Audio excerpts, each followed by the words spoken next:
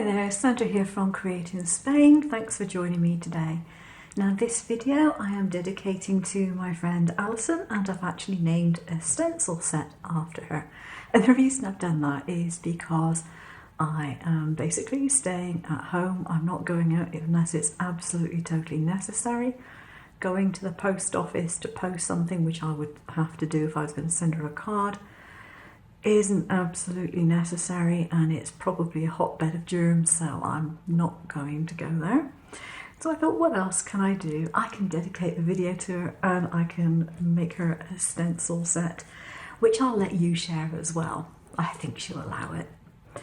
Right, so I've done basically a set of 4 stencils, and what I've done is I've sized them so that they are all able to be cut out of one piece of 12-inch stencil material. If you have it and you're using it, then you can actually cut all 4 out of one sheet without wasting anything.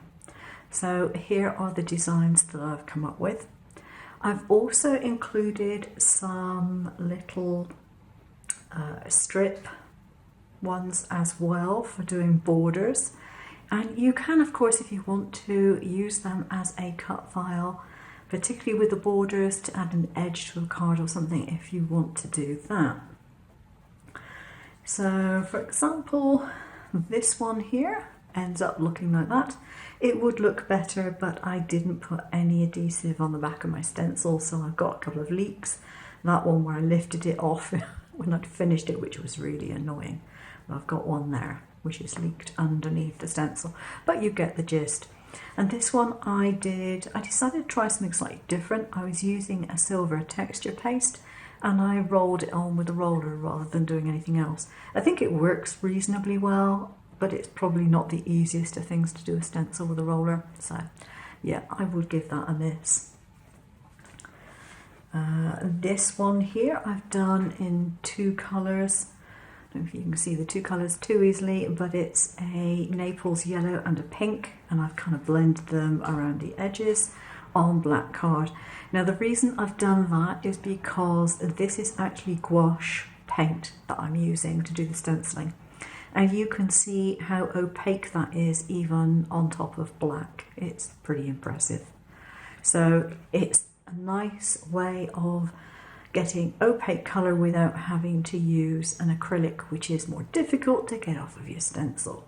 This is this pattern here, and you can see what I mean when I say I've given you the border.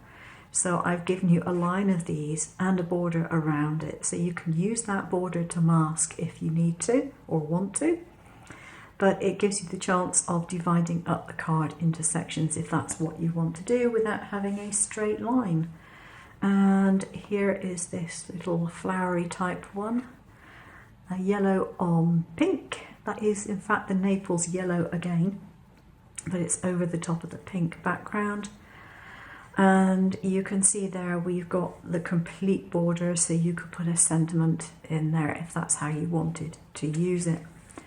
So there we go, some nice stencil designs for you to use. The file is in SVG format. I have made it so that it is supposed to be Design Space compatible as well for those of you using that type of software. And I hope you enjoy those. Right, the next thing I wanted to mention is this stuff. Now it looks a bit like milk, but it isn't. And if you look at the bottom carefully, you might be able to see why it isn't like milk. This is very, very handy. It's a great tip if you want to add a little bit of sparkle to something, a little bit of iridescence. I have Iridescent Medium, and it comes in a tube. I think it's a Reeves one.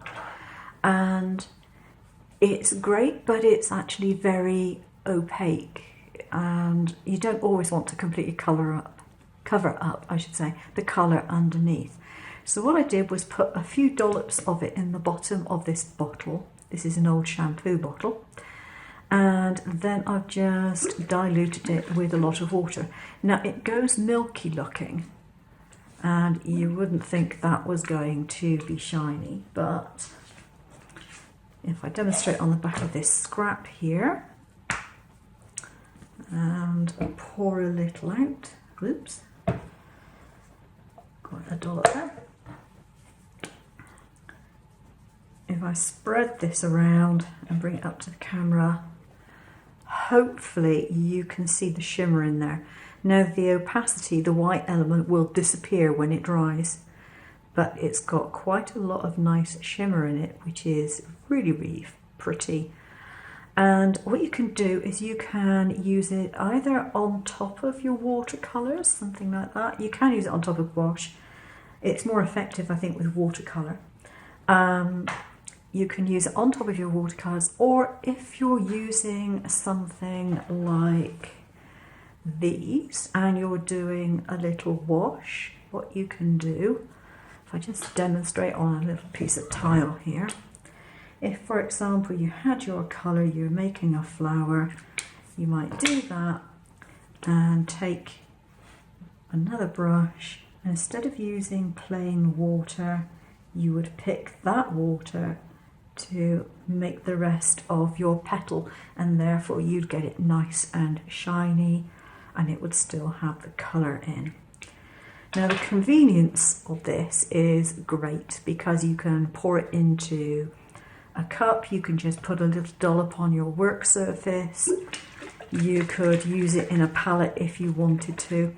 But apart from the fact you need to shake it, it's ready to go. You don't have to fuss about getting something else out of the tube. Shake it up, pour it out, and you're all set. On the subject of stencils, I forgot to mention it earlier. When you're cutting out stencils on a cutting machine, don't use a really, really sticky mat. I made that mistake this morning. I'd forgotten that my mat was very, very sticky because it's just had some more sticky stuff put over it. I took an hour to get the bits out, or off, I should say, of my mat. It was absolutely awful. I mean, it just did not want to come off. So tape it down well and do what you have to do to keep it in place, but don't use a really, really sticky mat because you will definitely regret it. I would rather actually poke things out because they were still hanging in the plastic than I would spend an hour scraping the mat. I had to virtually take them off one by one, and yeah, bits got underneath my fingernails and all sorts. It's quite painful doing that. I even tried using my dental picks to get them off and they weren't budging. It was dire, really, really dire. So that's one particular tip. The other thing is that if you're doing designs like this, the one that I wouldn't do it with is this one here, for reasons that will become obvious in a second. If you're doing a design like this where you have little pieces, what you can do, if you want to, is save them, and you can colour them up with alcohol markers and you can use those inside your shaker cards. You know, if you've got a lot of time and you want something to do, then you might want to consider doing that. Or maybe if you have young people around who are pestering you in the craft room at the moment, that might be something to give them to do. I'm sure they'd really enjoy it. Okay, that's it for today. Thanks for watching. Take care now. Bye bye.